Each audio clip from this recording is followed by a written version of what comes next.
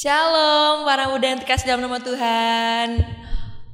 Wah, nggak kerasa ya kita udah ketemu lagi di kebaktian singkat, kebaktian yang selalu kita tunggu-tunggu setiap bulannya ya.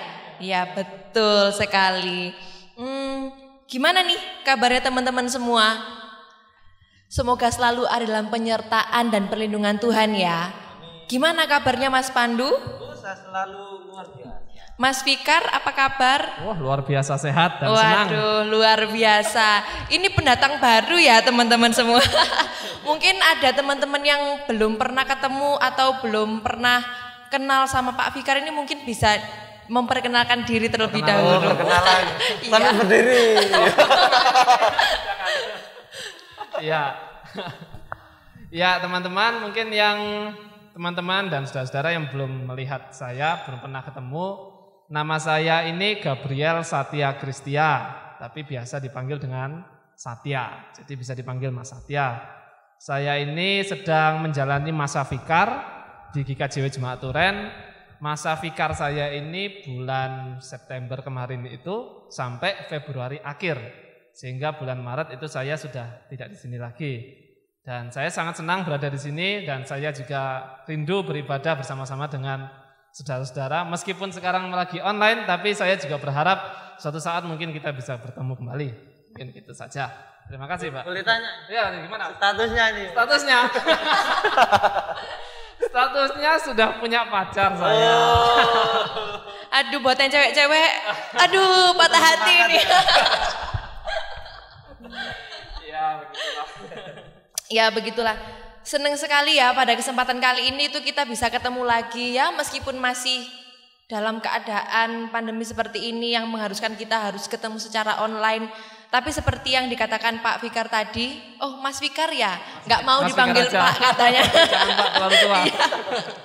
Semoga kita bisa segera ketemu, bisa segera tatap muka, kembali memuji dan memuliakan nama Tuhan bersama-sama. Oke, sebelum kita mulai ibadah kita dengan doa, mari kita bersama-sama memuliakan nama Tuhan, memuji nama Tuhan dengan pujian yang berkata, Tuhan Yesus baik.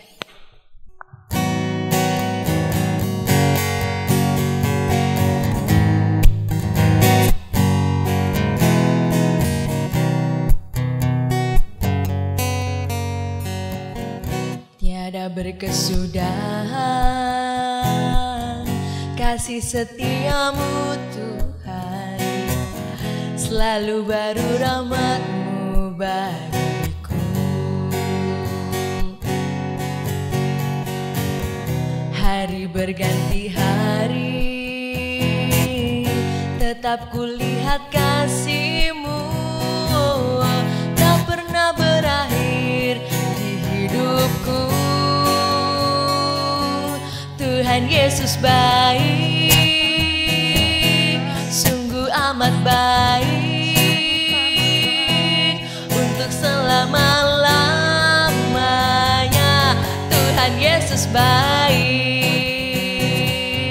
Tuhan Yesus baik,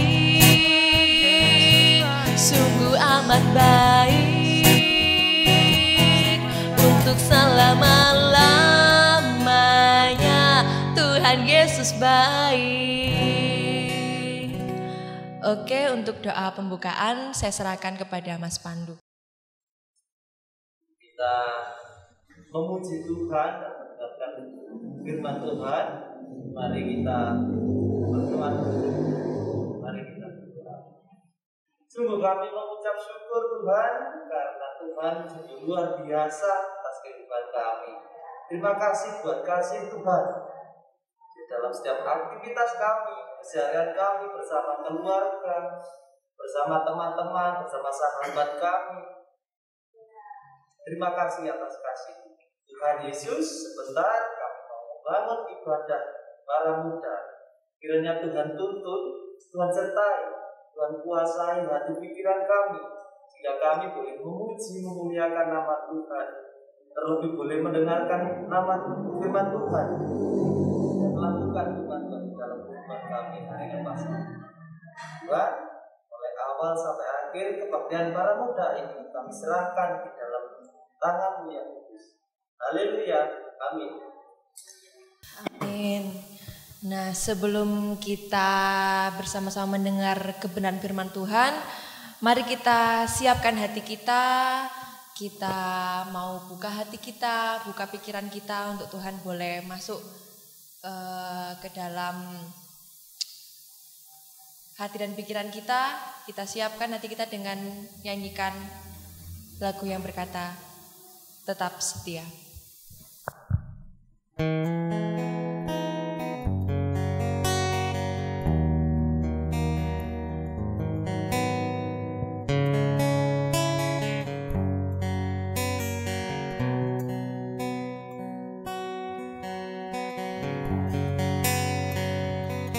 Selidiki aku, lihat hatiku, apakah ku sungguh mengasihimu, Yesus. Kau yang Maha tahu dan menilai hidupku, tak ada yang tersembunyi bagimu. Telah kulihat kebaikanmu yang tak pernah habis di hidupku. Ku berjuang sampai akhirnya kau dapati aku tetap setia.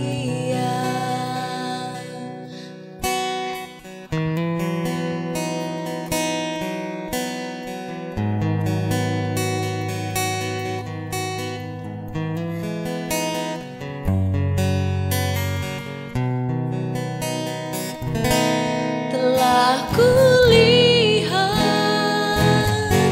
kebaikanmu yang tak pernah habis di hidupku. Ku berjuang sampai akhirnya kau dapati aku tetap setia.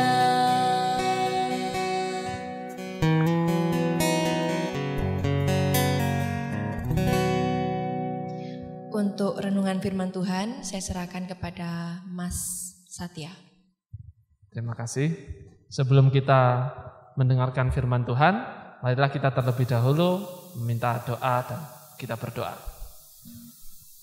Tuhan Allah Bapa kami yang sungguh maha baik, kami bersyukur Tuhan akan waktu yang Tuhan berikan sehingga kami bisa bersekutu bersama-sama di tempat kami masing-masing, dan kami memohon Tuhan, kiranya Tuhan yang menuntun hidup kami, menuntun langkah kami, sebab kami sebentar lagi akan mendengarkan sabda-Mu dan firman-Mu.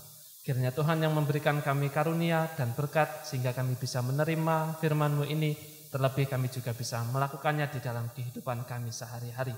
Inilah doa kami ya Tuhan, hanya di dalam nama Tuhan Yesus Kristus kami serahkan doa ini kepadamu. Amin. Teman-teman yang dikasihi oleh Tuhan, bacaan kita pada hari ini terambil dari Injil Matius. Matius pasal yang ke-9, ayat yang ke-9 sampai ke yang 13. Matius pasal 9, ayat yang ke-9 sampai yang ke-13, yang demikian firman Tuhan. Dengan perikop, Matius pemungut cukai mengikut Yesus. Setelah Yesus pergi dari situ, ia melihat seorang yang bernama Matius duduk di rumah cukai. Lalu ia berkata kepadanya, ikutlah aku. Maka berdirilah Matius lalu mengikut dia. Kemudian ketika Yesus makan di rumah Matius, datanglah banyak pemungut cukai dan orang berdosa dan makan bersama-sama dengan dia dan murid-muridnya. Pada waktu itu orang Farisi melihat hal itu, berkatalah mereka kepada murid-murid Yesus, mengapa gurumu makan bersama-sama dengan pemungut cukai dan orang-orang berdosa? Yesus mendengarnya dan berkata, bukan orang yang sehat yang memerlukan tabib, tetapi orang sakit. Jadi pergilah dan pelajarilah arti firman ini. Yang ku kehendaki ialah belas kasihan dan bukan persembahan. Karena aku datang bukan untuk memanggil orang benar, melainkan orang berdosa. Teman-teman, berbahagialah dan bersukacitalah bagi siapapun yang tidak hanya mendengarkan firman Tuhan, tetapi juga melakukannya di dalam kehidupan sehari-hari. Amin. Teman-teman yang dikasihi oleh Tuhan, mungkin teman-teman sudah sangat sering ya mendengar cerita tentang Matius ini. Pemungut cukai yang kemudian dipanggil Yesus untuk mengikut dia, ikutlah aku, dan kemudian Matius ikut dengan Yesus. Tetapi pada hari ini, saya akan mengupas sedikit kisah tentang Matius yang mungkin tidak banyak orang tahu. Kisah-kisah Matius, bagaimana Matius ini. Jadi diceritakan Matius ini adalah seseorang yang sangat pintar, sangat cerdas, ilmu pendidikannya tinggi. Sebab apa? Ia adalah pemungut cukai. Dan pemungut cukai pada saat itu seperti tukang pajak. Dan siapapun yang menjadi tukang pajak itu pintarnya bukan main dalam hal matematis, dalam hal menghitung, dalam hal keuangan. Disebutkan Matius itu ketika masih kecil, kepintarannya, kecerdasannya itu sudah melebihi rata-rata. Anak-anak yang lainnya itu tidak seperti dia. Dan bahkan orang-orang di bait suci pun terheran-heran melihat kepintaran, kecerdasannya Matius. Tetapi yang dilakukan adalah Matius ini tumbuh besar, tetapi dia dihadapkan dua pilihan. Dia bisa menggunakan kecerdasannya itu untuk Tuhan atau untuk kepentingan yang lain. Sebab Matius ini adalah orang yang sangat sederhana. Jadi Matius ini bukan orang yang kaya. Matius sangat orang sederhana. Karena ayahnya Alfeus itu adalah seorang yang penjaga toko sederhana. Tetapi dengan kecerdasan Matius akhirnya dia bekerja sama dengan orang-orang Romawi yang pada saat itu menjajah bangsa Israel. Dan karena Matius bekerja sama dengan orang-orang Romawi dan orang Romawi ini menjajah orang Israel, otomatis Matius ini dibenci. Dia menggunakan kecerdasannya untuk memeras rakyatnya sendiri. Ia membantu orang-orang Romawi untuk memeras orang-orang Israel pada saat itu. Sehingga Matius ini dibenci. Dibenci tidak hanya oleh orang-orang Yahudi pada saat itu, tetapi dibenci oleh keluarganya dia sendiri. Karena dia menggunakan talentanya, menggunakan skillnya dengan cara yang salah. Yang menggunakan kecerdasannya itu untuk memeras bangsanya dia sendiri. Jadi bisa dibayangkan betapa dia ditolak di kalangan masyarakat di semua tempat. Matius pada saat itu merasakan kejatuhan yang luar biasa. Sebab dia tidak diterima dimanapun. Dia tidak diterima di dalam pekerjaannya. Dia tidak diterima di dalam kalangan keluarganya. Di masyarakat dia tidak diterima. Dia ditolak. Dia dikucilkan. Dia diusir. Meskipun Matius pada saat itu adalah orang yang kaya. Dia orang yang kaya. Karena apa? Dia tukang pajak. Dia setiap hari bekerja dengan uang. Dan uang yang dihasilkan itu uang yang besar. Kalau diteliti lebih dalam, Matius ini orang yang sangat kaya, rumahnya mewah, bajunya banyak, sepatunya banyak, hartanya banyak. Tetapi satu hal yang dia tidak punya, keluarga, dunia sosial, nol, zero. Dia ada di komunitas yang dimana komunitas itu menolak dia. Dan Matius ini merasa mendapatkan kejatuhan. Kejatuhan tidak hanya kejatuhan mental karena dia diusir, tetapi juga kejatuhan secara spiritual. Hubungannya dengan Tuhan tidak ada, hubungannya dengan sesama tidak ada, hubungannya dengan keluarga tidak ada. Dia hanya ada hubungannya dengan uang. Dan seringkali di dalam kehidupan kita, sering sekali terjadi seperti itu. Sering sekali ketika kita salah menggunakan talenta kita, skill kita, untuk hal yang lain, bukan untuk melayani Tuhan. Dan sering sekali kita ditolak karena mungkin kecerdasan kita yang tidak sama dengan yang lain, mungkin pendidikan kita yang tidak sama dengan yang lain, talenta kita yang agak berbeda, atau hal-hal yang lain, status sosial kita, posisi kita, dan yang lain-lain. Kehidupan kita kurang lebih sama seperti Matius, di mana kita sering sekali ditolak, tidak dihargai oleh orang lain. Dan kita mengalami kejatuhan spiritualitas, kejatuhan mental. Dan itu bisa jadi hal yang terjadi pada saat ini. Setelah sekian lama kita tidak beribadah, kita bisa saja tanpa kita sadari mengalami kejatuhan spiritualitas, kejatuhan mental. Karena apa? Karena relasi kita dengan Tuhan sudah mulai berkurang, relasi kita dengan sesama sudah mulai berkurang karena keterbatasan yang kita punya ini. Nah, kurang lebih situasi kita sama seperti Matius. Tetapi yang terjadi adalah Yesus datang kepada Matius. Yesus datang memberikan dua pilihan. Ikutlah aku atau tetaplah jadi pemungut cukai. Tetapi kemudian Matius menjawab, oke, saya ikut. Saya akan tinggalkan semuanya. Karena dua pilihan inilah yang menentukan. Dia bisa saja menjadi pemungut cukai, dia memiliki harta, memiliki kekayaan, tetapi dia tetap ditolak. Atau dia ikut Tuhan, tetapi harta, kekayaan, semua dia tinggalkan. Dua pilihan.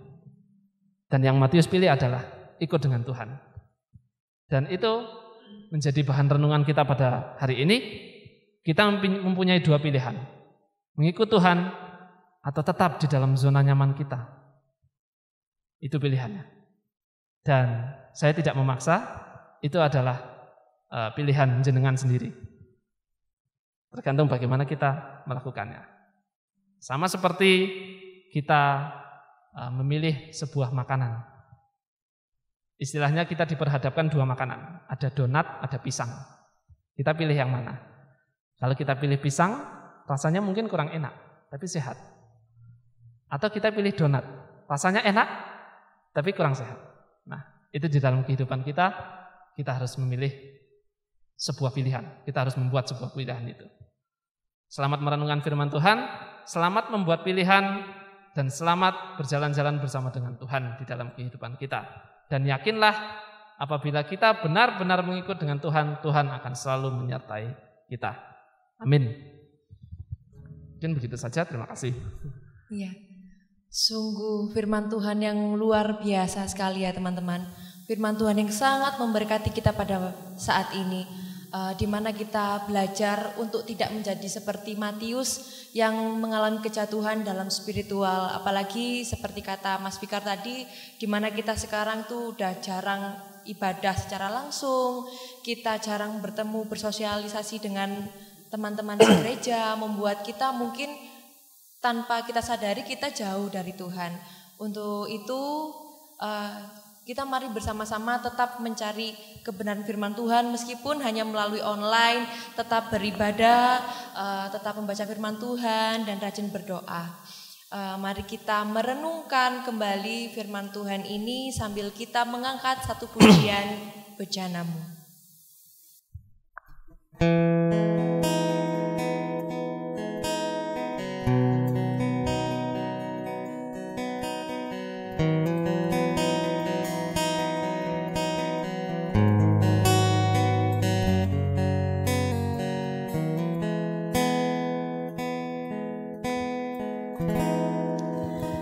Kekuatan di jiwaku, ketenangan batinku, ada dalam hadirat-Mu, ku menyembah-Mu.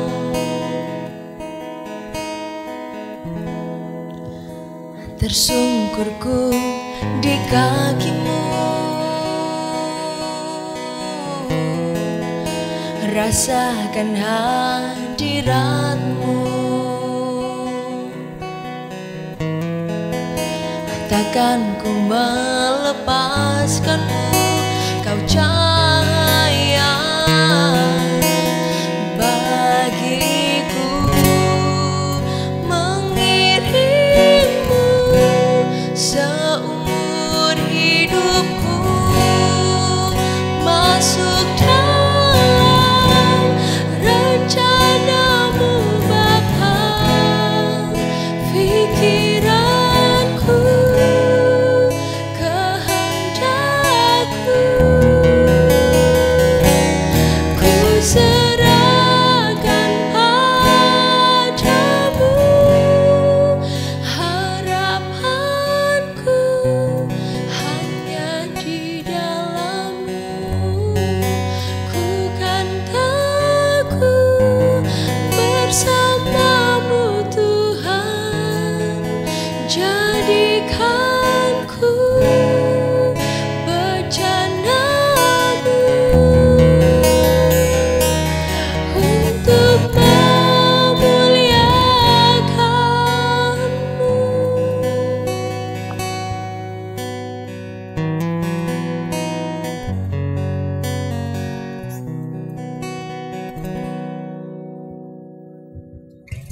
doa syafaat sekaligus penutup saya serahkan kepada Mas Satya. Iya. Oke. Mari teman-teman kita masuk di dalam doa syafaat. Tuhan Allah Bapa kami yang sungguh maha baik, kami sungguh bersyukur Tuhan atas tuntunan kehidupan yang Tuhan berikan kepada kami melalui firman-Mu dan sabda-Mu. Kami sungguh bersyukur di dalam setiap kehidupan kami Tuhan tidak lelah-lelahnya memberikan kami ajaran, memberikan kami tuntunan kehidupan, sehingga kami terus dan selalu ingat akan penyertaan Tuhan dan selalu mengandalkan Tuhan di dalam kehidupan kami. Dan Tuhan kami juga bersyukur kami bisa beribadah pada hari ini, meskipun di tengah keterbatasan Tuhan, tetapi kami tetap bersyukur akan waktu yang Tuhan berikan untuk kami. Dan Tuhan, inilah kami yang lemah, yang tidak sempurna, dan kiranya Tuhan yang berkenan untuk mengampuni segala kesalahan-kesalahan dan kelemahan-kelemahan kami, sebab kami tahu kami ini manusia yang penuh dengan dosa. Tetapi Tuhan kami memohon, kiranya Tuhan memampukan kami untuk memasuki kehidupan kami yang baru, terlepas, terbebas dari segala dosa-dosa dan kesalahan-kesalahan kami. Tuhan, kami juga berdoa untuk bangsa dan negara kami yang pada saat ini masih bergumul dengan pandemi COVID-19, yang dimana pemerintah sudah berjuang keras, berusaha semaksimal mungkin untuk menekan penyebaran COVID-19 ini. Dan Tuhan kiranya terus membimbing dan menyertai pemerintah, mulai dari Bapak Presiden Joko Widodo dan beserta pemimpin-pemimpin negara yang lainnya, untuk memberikan pelayanan yang terbaik untuk terus menekan pandemi COVID-19 ini, sehingga pandemi ini bisa segera teratasi, bisa segera terselesaikan. Dan Tuhan kami juga tidak lupa berdoa untuk gereja Tuhan yang Tuhan berikan kepada kami, GKJW Jemaat Turen. Kiranya Tuhan yang memberkati dan menyertai setiap anggota yang ada di dalamnya, mulai dari pendeta, majelis, fikar, guru Injil, jemaat. Kiranya Tuhan sertai mereka, sehingga pelayanan-pelayanan yang ada di dalam GKJW Jemaat Turen ini berjalan dengan baik, berjalan dengan lancar dan maksimal. Dan kami serahkan kehidupan kami ya Tuhan, hanya di dalam nama Tuhan Yesus Kristus, Sang Juru Selamat kami yang hidup. Amin. Oke teman-teman, sekian ibadah kita hari ini. Sampai bertemu lagi di kebaktian singkat selanjutnya. Tuhan Yesus memberkati.